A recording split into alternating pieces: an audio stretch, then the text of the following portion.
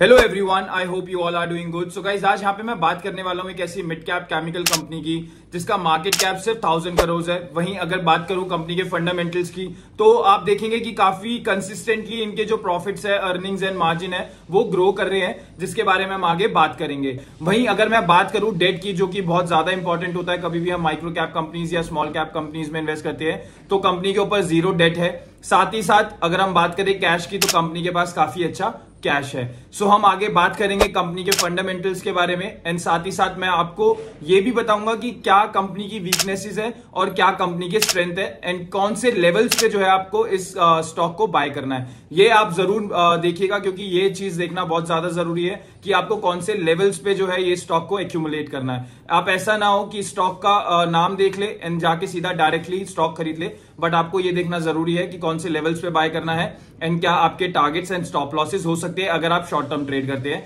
But अगर आप long term trade करते हैं तो आपको स्टॉप लॉसेस की कोई जरूरत नहीं है, आपको जो है थोड़ा सा होल्ड रखना पड़ेगा। सो चलिए चलते हैं कंपनी के फाइनेंशियल्स की तरफ।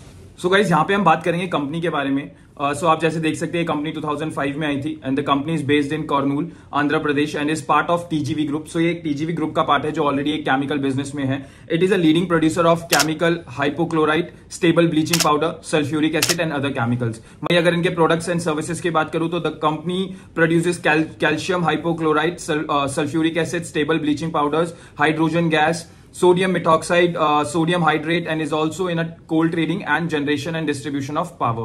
वहीं अगर हम बात करें इनके मैन्युफैक्चरिंग कैपेसिटी की तो आप देख सकते हैं company owns 2 stable bleaching powder plants, 3 sulphuric acid plants, chlorosulphonic acid, calcium hypochloride plants, bottling of hydrogen gas plant, sodium methoxide and sodium hydroxide plant. And इनके पास जो है 10 मेगावाट का थर्मल पावर प्लांट है and solar power plant of 1 megawatt capacity of Kurnool, Andhra Pradesh. It also has 7 wind energy generator units with 11.25 megawatt power generation capacity in Tamil Nadu. It also has a 4.7 megawatt waste heat recovery unit. So आप देख सकते हैं काफी अच्छा इनका manufacturing capacity है। वहीं अगर आप बात करें इनके प्रोडक्ट पोर्टफोलियो की तो काफी अच्छा इनका प्रोडक्ट पोर्टफोलियो है। अब हम बात करेंगे रेवेन्यू स्प्लिट की, तो केमिकल से इनका 59% रेवेन्यू आता है FY21 में अगेंस्ट 87% इन FY18। वहीं अगर हम ट्रेडिंग की बात करें तो वहां से 33% आता है इनका FY21, जो कि FY18 में कुछ भी नहीं था। और पावर जनरेशन की बात करें तो 7% आता है अगेंस्ट 12% इन FY18। वहीं अगर अदर्स की बात करें तो 1% आता है FY21 अगेंस्ट 1% इन FY18। सो रेवेन्यू स्प्लिट देखेंगे तो इन्होंने अब थोड़ा सा डाइवर्सिफाई रखा है।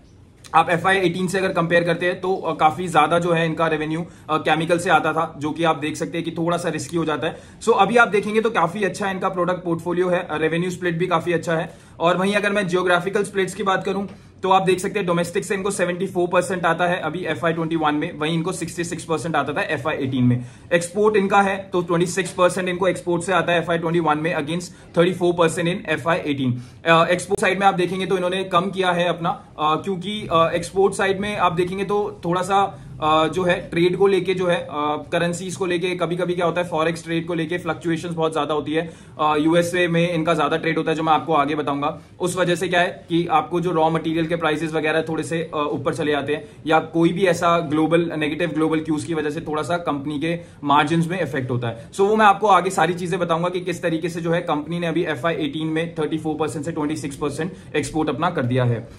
वहीं अगर हम कैपेक्स की बात करें तो company is in the process of setting up another 5 megawatt capacity solar power plant at Kurnool, जो कि आंध्र प्रदेश में है। The company is exploring possibility in manufacturing electrolyte products. So company काफी ज्यादा एग्रेसिवली जो है आप देख सकते हैं कि एक्सपेंशन कर रही है, कैपेक्स कर रही है। वहीं अगर मैं बात करूं उसके मार्केट कैप की तो आप देख सकते हैं कि 1041 करोड़ का इसका मार्केट कैप है। करंट प्राइस अभी 606 रुपीज चल रहा है। वहीं अगर मैं बुक वैल्यू की बात करूं तो 438 के आसपास का बुक वैल्यू है, तो बुक वैल्यू से ज्यादा ऊपर नहीं है प्राइस। अगर हम बात करें स्टॉक पी की तो 7.29 है, वहीं इंडस्ट्री पी जो है 32.0 के आसपास है। सो काफी अच्छा स्कोप लगता है मुझे यहाँ से प्राइस जो है ऊपर जाने का।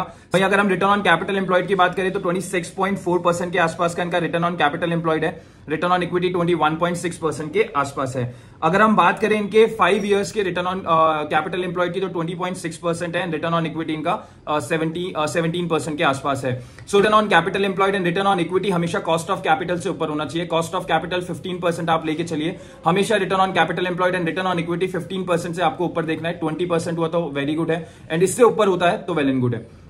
वहीं अगर हम सेल्स ग्रोथ की बात करें 3 इयर्स की तो 33.8% है एंड प्रॉफिट ग्रोथ अगर हम बात करें तो 55.5% के आसपास है। डेट टू इक्विटी इसका 0.02 के आसपास है, विच इज वेरी गुड। जैसे मैंने आपको बताया डेट कंपनी पे बिल्कुल भी नहीं है। अभी हम यहाँ पे बात करेंगे कंपनी की लिक्विडिटी कितनी है, कितना कंपनी के पास पैसा है। सो आप देखोगे यहाँ पे मेंशन कर रखा है TGV group is expected to generate healthy net cash accrual of about 135 to 171 crore in medium term, against which the repayment obligations are expected to be negligible. So इनका मानना है कि जो टीजीवी ग्रुप है ये जो है आने वाले समय में 135 से 171 करोड़ का जो है कैश जो है हेल्दी कैश हो सकता है, जनरेट कर सकते हैं मीडियम टर्म में, जिसके अगेंस्ट इनका जो डेट है वो बिल्कुल भी नहीं है, डेट बिल्कुल भी नहीं है कंपनी के ऊपर, और ये जो है जनरेट कर सकते हैं कैश 135 से 171 करोड़ के आसपास। वहीं अगर हम बात करें the unencumbered cash and cash equivalents stood at ₹152 crore as on 30 November 2022। So overall जो अगर इसकी सब्सिडी के पास हम देखते हैं, subsidy and including this company, so इनके पास जो कैश है वो 152 करोड़ के आसपास है, जो कि यहाँ पे जो डेटा है वो 30 नवंबर 2022 तक का है। वहीं अगर हम बात करें इनके फाइनेंशियल कुशन की तो काफी अच्छा है, मतलब फाइनेंशियल रिस्क इतना है नहीं, इनका नेटवर्थ काफी अच्छा है, तो सपोर्टिव है। आई मीन जो भी इनके पास डेट है और जो भी फाइनेंशियल रिस्क है वो काफी कम है। वहीं अगर हम बात करें स्ट्रेंथ की तो आप यहाँ पे देख सकते हैं इसकी market position and healthy relationship है कस्टमर के साथ, and the group is one of the major producer of calcium hypochlorite and stable bleaching powder in India and has consistently expanded product portfolio. The 2 decades of experience of the promoter along with an established relationship with customer helped scaled up revenue to over 1,268 crores in fiscal 2022. आप देख सकते हैं कि यहाँ पे इनको काफी अच्छा एक्सपीरियंस है, प्रमोटर्स को 20 साल का एक्सपीरियंस है। वहीं इनके काफी अच्छे रिलेशनशिप है कस्टमर्स के साथ, जिन्होंने कॉन्ट्रीब्यूट करा रेवेन्यू पे 1,268 करोड़ का फिस्कल 2022 में। Also the company is exploring possibility in manufacturing electrolyte products, और कंपनी जो है एक्सप्लोर कर रही है possibility in manufacturing electrolyte products. अब हमने स्ट्रेंथ की बात कर ली तो वीकनेसेस भी होंगी कुछ ना कुछ। तो जैसे मैंने आपको बताया कि raw material prices and forex rate जो है जब भी वॉलिटिलिटी होती है तो इनके जो रॉ मटेरियल प्राइसेस है उसमें काफी फ्लक्चुएशन होती है, जो इंपैक्ट करती है सीधा प्रॉफिटेबिलिटी पे।